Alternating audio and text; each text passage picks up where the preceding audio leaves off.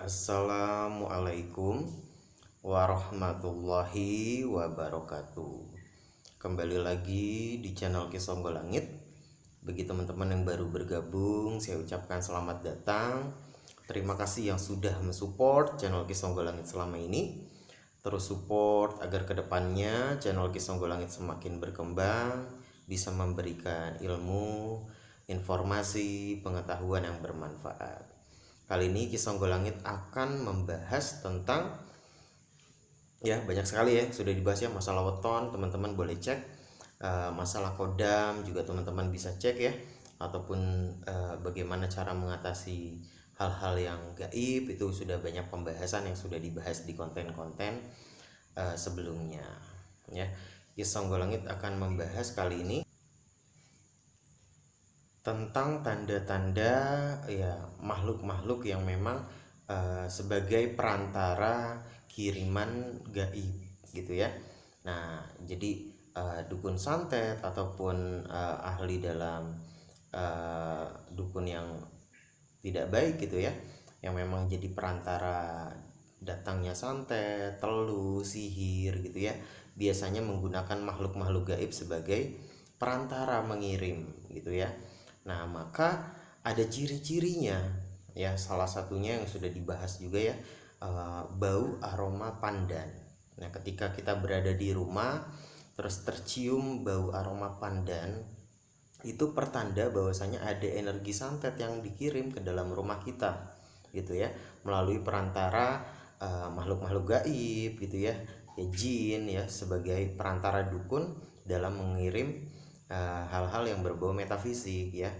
Jadi aroma pandan itu salah satu ciri ada energi santet yang masuk ke dalam rumah kita ya.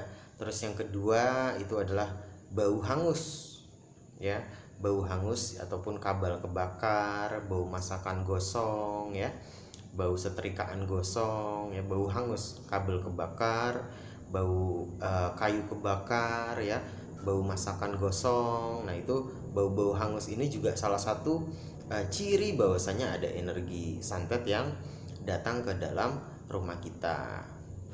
Ya, selanjutnya juga bau yang seperti bau serangga gitu ya, bau serangga ya, yang singit gitu ya.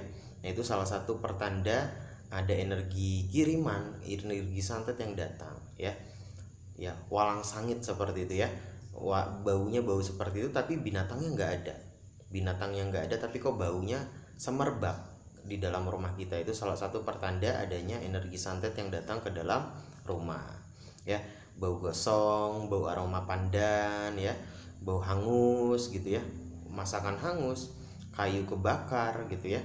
Terus juga bau yang sangit ya, padahal nggak ada binatang ataupun serangga tapi kok bau sangit ya. Terus juga ciri-ciri energi santet sudah berada di dalam rumah adalah munculnya serangga yang berlebihan ya. Sebelumnya rumah kita aman, nggak banyak nyamuk, kok tiba-tiba nyamuk di dalam rumah kita kok banyak.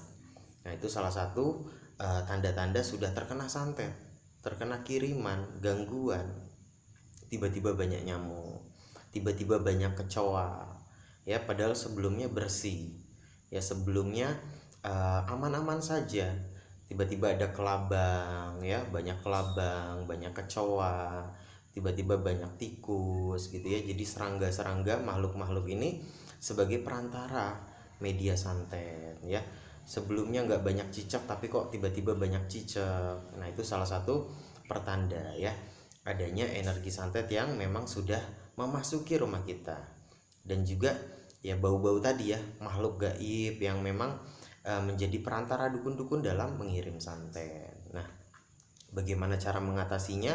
Ya tentunya dengan doa ya, dengan ayat-ayat suci, dengan doa-doa baik kita, agar nanti terhindar dari ya gangguan-gangguan tersebut ya. Kita bacakan doa ya, terus juga diusapkan ke tangan kita, dihembuskan doa tersebut, dibalurkan ke seluruh tubuh. Itu sebagai salah satu perantara supaya nanti energi gaib ya, energi jahat yang ada di dalam tubuh yang sudah terlanjur masuk agar terbuang kembali ya, ataupun melalui perantara air yang sudah dibacakan doa, diminumkan ke dalam tubuh ya.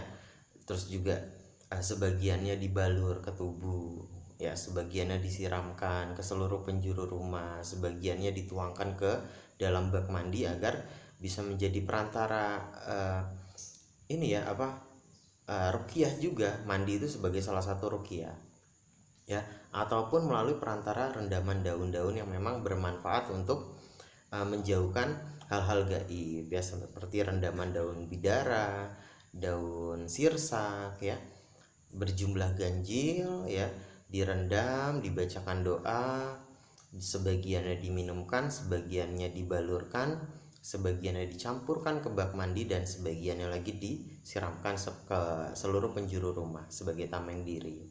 Ataupun air garam gitu ya, air garam, air rendaman daun bidara, daun alpukat Yaman.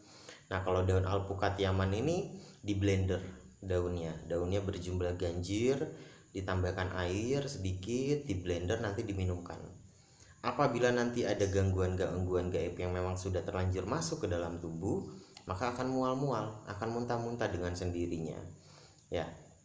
Itu ya salah satu pertanda ya, bau kebakar, bau gosong, kabel kebakar ya, bau masakan yang hangus, bau kayu yang kebakar, terus juga bau aroma pandan, terus juga serangga yang tiba-tiba berjumlah banyak datang ke dalam rumah kita ya, seperti kecoa, tikus, nyamuk, cicak, kelabang ya, ulat seribu. Nah tiba-tiba kok banyak makhluk-makhluk tersebut di dalam rumah kita, itu salah satu pertanda datangnya energi santet ataupun energi kiriman yang memang sifatnya buruk, sifatnya kurang baik.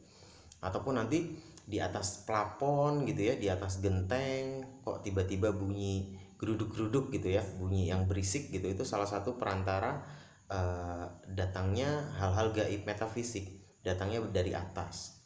Biasanya nanti akan berisik di plafon, ataupun suara nyaring di atas rumah gitu ya, ataupun nanti bunyi ledakan. Kalau bunyi ledakan di atas rumah itu berarti energi santet tersebut tidak dapat masuk, jadi udah pecah di atas, udah lebur di atas. Tapi kalau berhasil masuk maka nanti akan berisik, menimbulkan kegaduhan ya, bisa memasuki berdasarkan udara, berdasarkan air gitu ya. Terus mungkin nanti perantara tanah kuburan ataupun kain kafan, itu kan macam-macam. Nah ketika kita menamengi diri dengan doa ya, ataupun perantara tadi rendaman air ya, melalui perantara rendaman daun yang dibacakan ayat-ayat syifa, ayat-ayat baik, ayat-ayat suci, insya Allah ya bisa menamengi diri kita, keluarga kita, rumah kita ya. Teman-teman yang punya pengalaman boleh sharing cerita di kolom komentar tentang perjalanan kehidupan, perjalanan asmara ataupun perjalanan spiritualnya yang mungkin bisa bermanfaat bagi Ki Songgolangit dan teman-teman yang lain. Mohon maaf apabila ada kesalahan kata, baik yang disengaja ataupun yang tidak disengaja. Ki Songgolangit pamit undur diri. Wabillahi taufiq wal hidayah. Wassalamualaikum warahmatullahi wabarakatuh. Rahayu, rahayu, rahayu.